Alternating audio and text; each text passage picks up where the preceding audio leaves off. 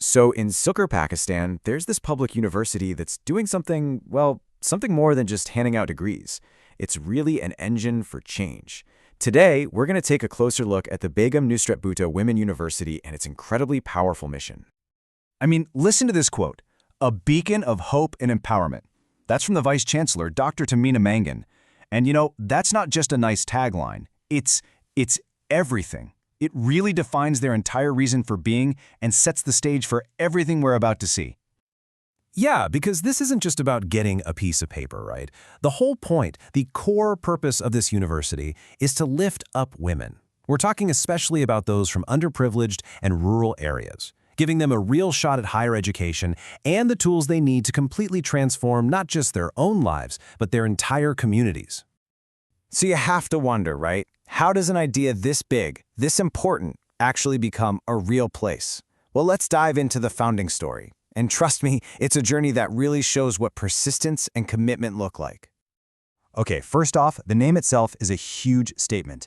Begum Nusrat Bhutto, she was a really powerful figure in Pakistan's history, a major advocate for women's rights. So by naming the university after her, they're basically saying her legacy of empowerment, that's what we're all about.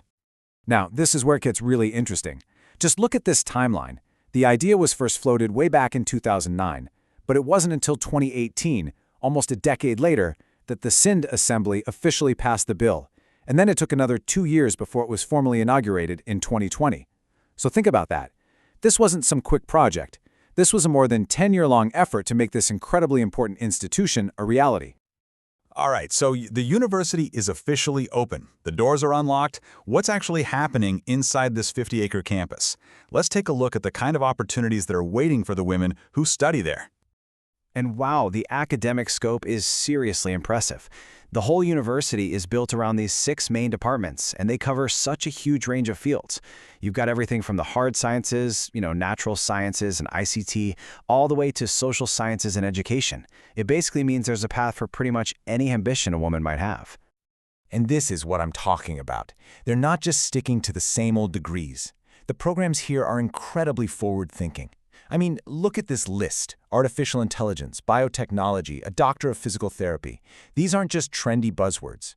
By teaching skills for these huge, growing global industries, the university is literally building a direct path to economic independence for its students. It's helping them shatter those traditional career molds.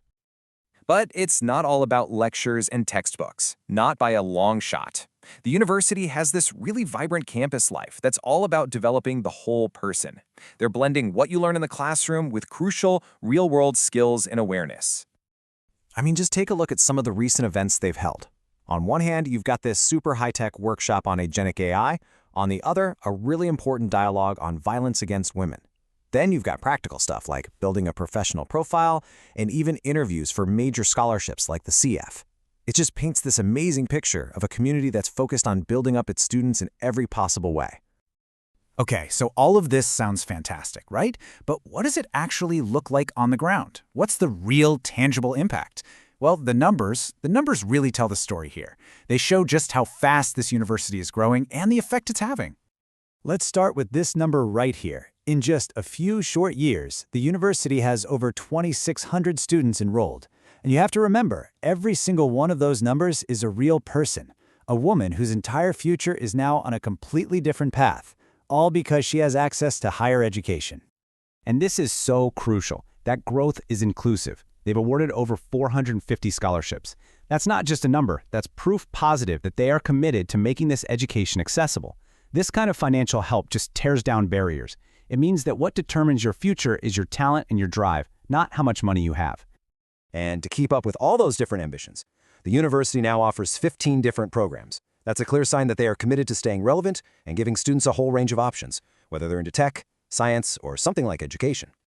And of course, who's making all this happen? The 66 faculty members. These are the people on the front lines, the mentors, the guides, who are shaping this next generation of incredible female leaders in Pakistan. So when you pull it all together, you've got the history, the cutting-edge programs, this incredibly supportive community, and the numbers that just keep growing. What does it all mean? Well, it's about nothing less than empowering the future of an entire nation, one student at a time. And that brings us right back to their main goal. Let's really look at these words: empower, facilitate, and inspire. Every single thing we've talked about, from those AI courses to the scholarships, it's all laser-focused on this one thing, creating real socioeconomic growth by investing in women with ambition. And I think this last quote from the Vice Chancellor really sums it all up, but it's also an invitation. She says, "Join us in our journey," which tells you this isn't some finished project. It's a living, breathing thing. It's a journey that's already changing thousands of lives, and it has the power to change so many more. So we'll leave you with this one question to chew on. The story of this university, it's a powerful model in action, right? It just makes you think, what are the limits? How far can the ripple effects from one single university like this really spread for generations to come?